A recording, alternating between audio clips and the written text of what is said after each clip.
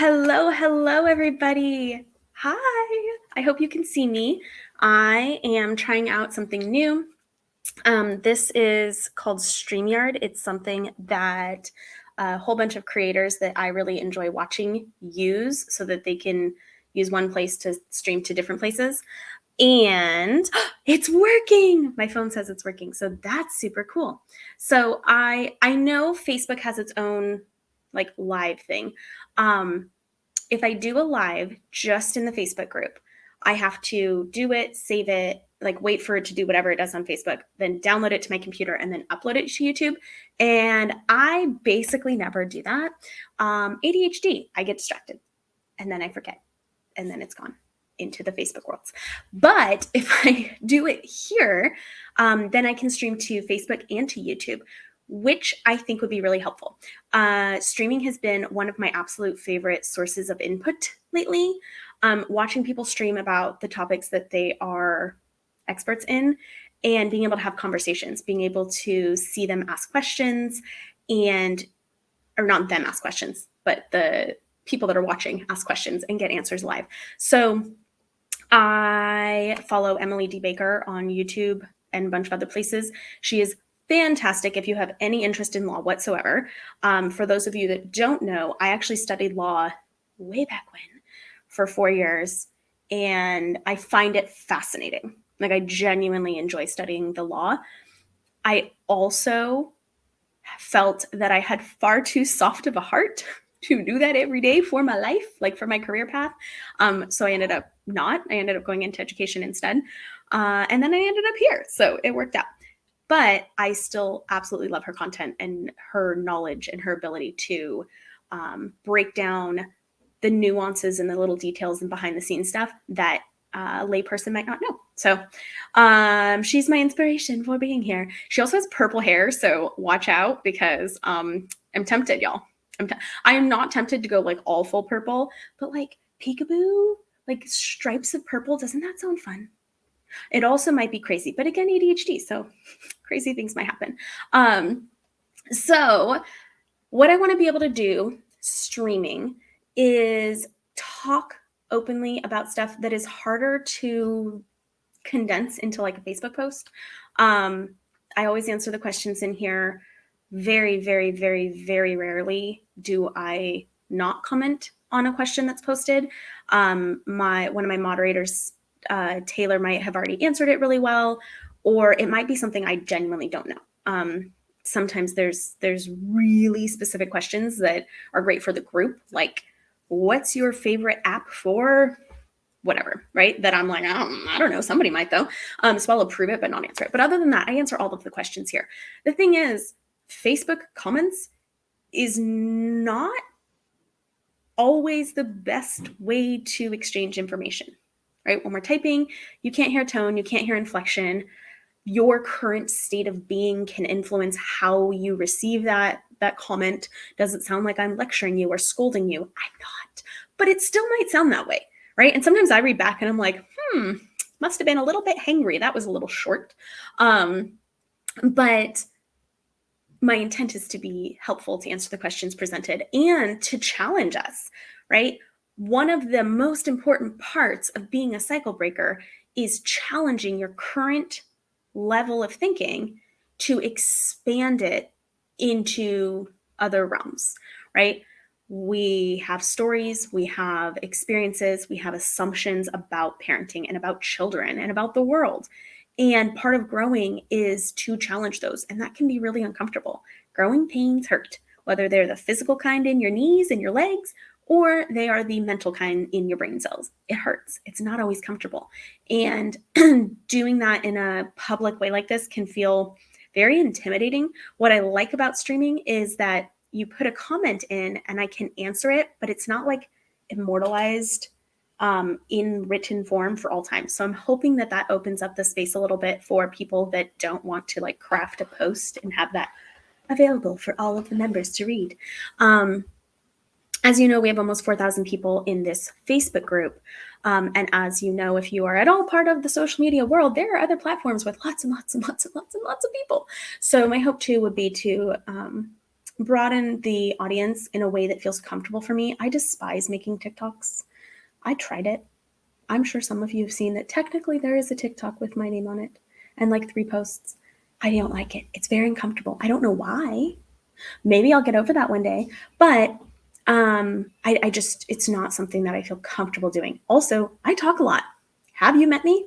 So trying to answer a question in 90 seconds or 30 seconds or 60 seconds or whatever the seconds are, no, not my skill set. But if I'm able to do this, I can reach YouTube, which is pretty good at spreading to kind of tangentially related topics and showing up in people's feeds and whatnot. And I can really create content for the people here who are wanting that content. I think I can also stream to my Facebook page, but I haven't set that up yet. So whatever it looks like, I'm here. I'm excited to be here. And I figured today I could talk about this post that was made in our group or shared in our group because I think that reading something and going, this works for me, this doesn't, being a critical thinker, I think that's phenomenal. And I think it's important. I think whenever we read a book or an article or whatever, we get to decide what part of that fits for me and what part doesn't. So I'll read this post. I probably won't read the whole thing because it's kind of long, but the post was 8 fights worth picking with your kids. And the first one was called the reading fight. Their wording was make your kids read because reading is tied to everything from cognitive development to the ability to focus. Make your kids read now. Reading is so, so, so important. That I will totally agree with. Reading to your kids is going to be the first part of getting them to read. The idea that you can just make them do things and it will have all of the effects you intend and none of the consequences you don't intend is a fallacy. So if I just tell a kid, you need to read, you need to read, you need to read. No, you can't watch games until you read. No, you can't have that until you read. You need to read, you need to read. What I'm unintentionally doing, if I do that in exclusion, right, to other things that I'm going to talk about, what I'm unintentionally doing is I'm putting reading at the bottom of the pedestal. This is the thing that you have to suffer through and slog through to get to the good stuff like video games. I don't want to do that, right? Reading is incredible. Books, lots of books. I have 1, 2, 3, 4, 5, 6 bookshelves in my house, 7, 8. I have 8 bookshelves in my house. I like reading. Right? And the way that I would make sure that my kids read, more than make them read, is to read. I have them see me read all of the time. I always have a book. I always have an article I'm reading. I always have poetry that I'm looking through and highlighting and seeing, what I want to practice memorizing. So that's something that we do in our co-op. Also not good at memorizing anything. So you don't have to be good at it, but still doing it. I want them to see me trying something new, something difficult. I want them to see me look words up. I want them to see me writing down quotes that I find memorable and important. I want them to see this is what an adult does as part of their life. They read, they learn, they absorb information. And that is going to have far more of an impact than me just constantly nagging them to read without backing it up with my own actions and intentions. Further, I read to them. Just because a kid can read doesn't mean they are too old to be read to. There is a great joy in listening to somebody read to you, in being able to hear the story and imagine it unfolding without the effort of decoding every single word. That part's important, but so it is also important to be read to practice their fluency, to practice their intonation, to practice their comprehension, to practice their joy of books, to be exposed to something that would have been intimidating, so they weren't going to touch it. But when mom's reading it, now it's friendly and inviting and enjoyable. Reread books. If you read a book that you love, we read Frindle, and I forgot how much I love that book. Love that book. That is going on my read every single year list because it's amazing. And The Phantom Tollbooth is another one that I just adore. And it's one that we can read together and laugh and be silly with now at 9, almost 9 and 7 and 2, but she wanders off and does her thing. But it's one that has a lot of depth and nuance. So you can read it again in a year or two and get a whole different experience. And you can read it again in another year or two and get a whole different experience. Same thing for the Harry Potter books. We read those 1 through 4 at least, because we had those in illustrated copies. So they're more kid friendly. And they actually really, really loved them. And then they were kind of like, we've done nothing but read Harry Potter for like a long time. Let's take a break and read something else. So we did. We read 20,000 Leagues Under the Sea. And that is not something that the way that it's written, the complexity with which it's written, the language that's used because it's a much older book is not something my kid could have read on his own. But me reading it to him made it accessible to him. And it pushed his brain and challenged his brain to develop new vocabulary, to understand more complex writing. We had a big blow-up globe that we used while we were reading that to find the places they were talking about, to give them the background knowledge to even understand the story. And that can only happen if the parent is reading to the child. So yes, the reading fight, if you will, is important. It's much deeper than just making them do it. So I find that kids that just have an arbitrary time slot to fill, sometimes, some kids are naturally, they love reading, and that's awesome. But some kids, it's a little harder for them. So use audiobooks, read to them, read with them, take turns reading page by page. I find that kids that are just forced to read will read something way easier because they know they have to fill a time slot, and they aren't pushing themselves and challenging themselves because this is now a requirement with kind of arbitrary edges. If the challenge is to read something new without a time limit on it, then maybe they will try something harder. My son is reading King Arthur and His Knights, which is a lot of Old English language, and it's not easy at all. But he absolutely is able to read a little bit at a time and to challenge himself and grow. And it's really awesome. The outside fight, outside is so important for all kinds of things, for your eyesight, for your physical development, for your sensory system, for regulation, for grounding, for all kinds of things. And are you modeling it? I'm not. I don't like going outside. It's hot and sticky and, I don't know, uncomfortable. So my challenge to myself is to get myself outside, and then they follow. The work fight. In our family, we have a culture of helping each other out. We all help. We all pick up. We all do things together. It's not just a parent sitting on a couch going, you do this and you do this and you do this, because it's not actually creating what you think it is. Working together, making it normal to take care of your things, to be grateful for your things, that is creating an energy, an acceptance of, yeah, life involves work. What's the problem with that? Right? The meal fight, I don't think it really needs to be a fight, especially if you're following DOR from the beginning.